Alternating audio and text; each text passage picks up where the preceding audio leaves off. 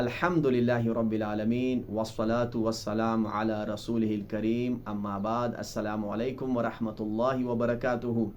الحمدللہ آج ہماری 11ویں کلاس ہے اسلامی عقیدے کی، اور آج ہم ایک اور اہم ٹاپک پہ بات کریں گے جو اللہ کی توحید سے ریلیٹڈ ہے، اور وہ ہے دعا، کہ دعا کی شریعت میں کیا حیثیت ہے۔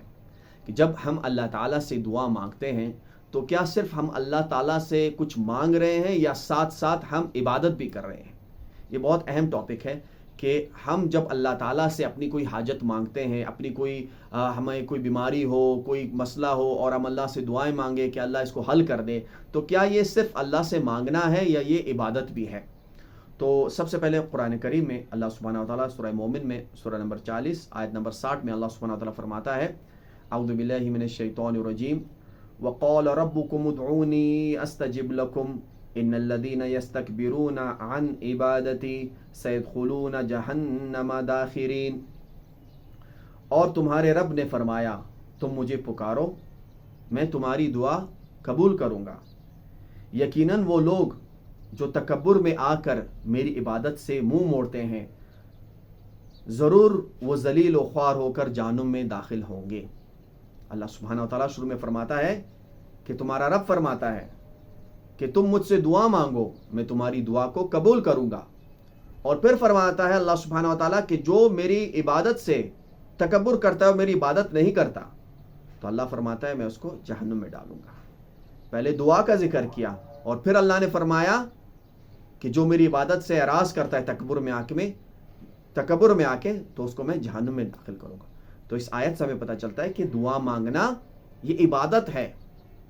اللہ سے دعا مانگنا، اللہ سے اپنی حاجت مانگنا، یہ دعا عبادت ہے۔ یہ صرف مانگنا نہیں ہے کہ ہم صرف مانگ رہے ہیں اپنی چیزیں، اپنے حاجات تو پوری کروا رہے ہیں، اللہ تعالیٰ سے مانگ رہے ہیں، بلکہ ساتھ ساتھ ہم اللہ کی عبادت بھی کر رہے ہیں۔ اور جو اللہ سے نہیں مانگتا، اللہ کی عبادت نہیں کرتا، اللہ سے دعائیں نہیں مانگتا، یہ تکبر ہے، اور اللہ فرماتا ہے ایسے لوگوں کو میں جہنم میں ڈالوں گا۔ یہ تو قرآن سے اس کی دلیل ہے کہ دعا عبادت ہے۔ اب آئیں حدیث کی طرف۔ جامع ترمذی کی 100% صحیح حدیث ہے۔ نبی کریم صلی اللہ علیہ وآلہ وسلم نے فرمایا، الدعاء هو العبادہ، دعا ہی عبادت ہے۔ نبی کریم صلی اللہ علیہ وآلہ وسلم نے فرمایا دعا ہی عبادت ہے۔ تو قرآن کے مطابق، حدیث کے مطابق دعا کیا ہے؟ عبادت ہے۔ یہ بات تو ہمیں پتہ چل گئی کہ قرآن کے مطابق اور حدیث کے مطابق اللہ سے دعا مانگنا یہ اللہ کی عبادت ہے، اور دعا عبادت ہے۔ تو جب دعا عبادت ہے تو عبادت صرف کس کی کرنی چاہیے؟ ایک اللہ کی کرنی چاہیے۔ یہ تو مسلمانوں کے چھوٹے بچے کو بھی پتہ ہے کہ عبادت کس کی کرنی چاہیے، وہ آپ کو کہے کہ ایک اللہ کی کرنی چاہیے۔ لیکن پھر کیوں مسلمانوں کے بظاہر پڑھے لکھے لوگ اللہ کو چھوڑ کر دوسروں سے دعائیں مانگتے ہیں؟ قرآن میں اللہ نے دعا کو عبادت کہا ہے، حدیث رسول میں یہ کہ دعا ہی عبادت ہے، تو پھر ہم اللہ کے علاوہ دوسروں سے کیسے دعائیں مانگ سکتے ہیں؟ تو اللہ کے علاوہ دوسروں سے دعا مانگنا یہ اللہ کے ساتھ شرک ہے، کیونکہ دعا عبادت ہے، اور عبادت صرف اور صرف اللہ تعالیٰ کے لیے جائز ہے۔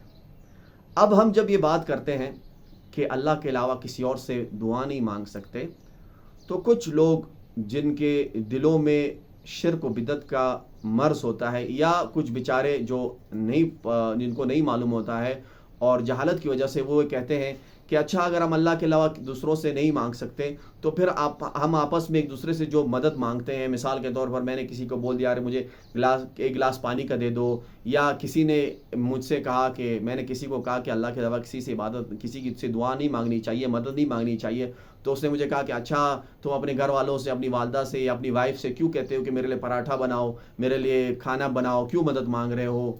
اب دیکھیے کتنی جہالت کی بات ہے۔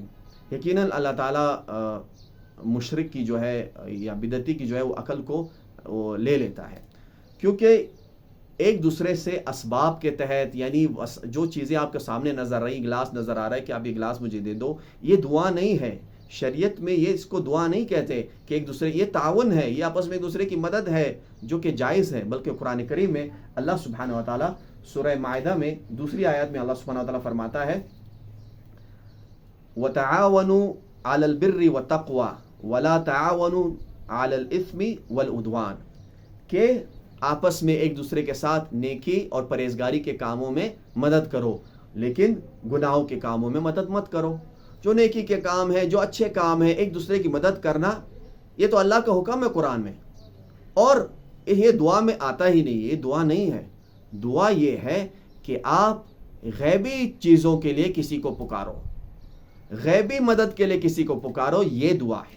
مثال کے طور پر اللہ ہم سب کو صحت مند رکھے اور ہمارے رشتہ داروں کو صحت مند رکھے۔ مثال کے طور پر ہمارا کوئی رشتہ دار ہاسپٹل میں پڑا ہے اور ہم نے اسباب کے تحت اس کا علاج بھی کیا، اس کو دوائیں بھی دی، اس کو سب کچھ دیا، لیکن وہ صحت یاب نہیں ہو رہا، اور ڈاکٹروں نے ہمیں صاف کہہ دیا ہے کہ اب ہم نے اپنی طرف سے جو اسباب تھے، جو دوائیاں تھیں، جو ہماری جو کچھ تھا، ہم نے آزما لیا، ہم اس سے آگے کچھ نہیں کر سکتے، اب آپ دعا کریں۔ اب آپ کیا کرتے ہو؟ اب آپ جس سے مدد مانگو گے وہ مدد فوق الاسباب مدد ہے، اسباب سے اوپر، وسائل سے اوپر، کیونکہ اسباب کے تحت تو آپ نے سب کچھ استعمال کر لیا، اب آپ کو غیبی مدد چاہیے۔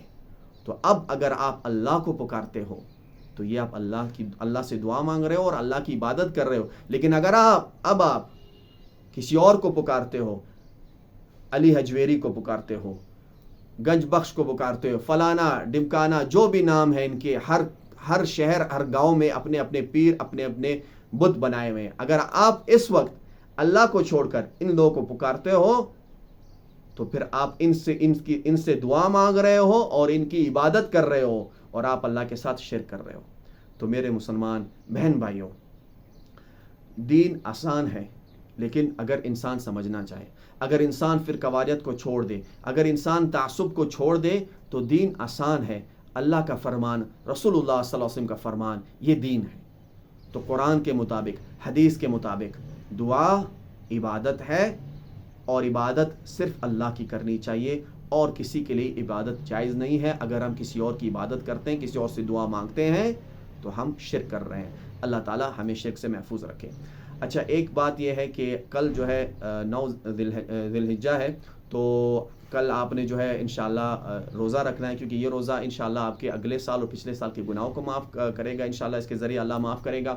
اور دوسری بات یہ ہے کہ اگر آپ کے پاس دن میں 5 سے 10 منٹ ہیں تو یہ پلے لسٹ میں کہیں پہ اس ویڈیو میں شیئر کر دوں گا، لنک بھی اس میں دے دوں گا ویڈیو میں، کہ اگر آپ دن میں صرف 5 یا 10 منٹ اس پلے لسٹ کو دے دیں، ایک ویڈیو دیکھیں، تو 5 سے 10 منٹ اگر دن میں آپ دے دیں تو انشاءاللہ جو اسلام کے بنیادی عقائد ہیں قرآن و سنت کے مطابق، وہ انشاءاللہ آپ بہت آسان الفاظ میں سیکھ جائیں گے، اور انشاءاللہ اس کے آپ کو آگے اس سے بہت فائدہ ہوگا، دنیا میں بھی فائدہ ہوگا کہ آپ گمراہیوں سے بچ جائیں گے، اور انشاءاللہ آخرت میں اللہ سبحانہ وتعالیٰ اپنی رحمت سے آپ کو جنت فردوس میں جگہ عطا فرمائے گا۔ وآخر دعوانا ان الحمد للہ رب العالمین، والسلام علیکم ورحمۃ اللہ وبرکاتہ۔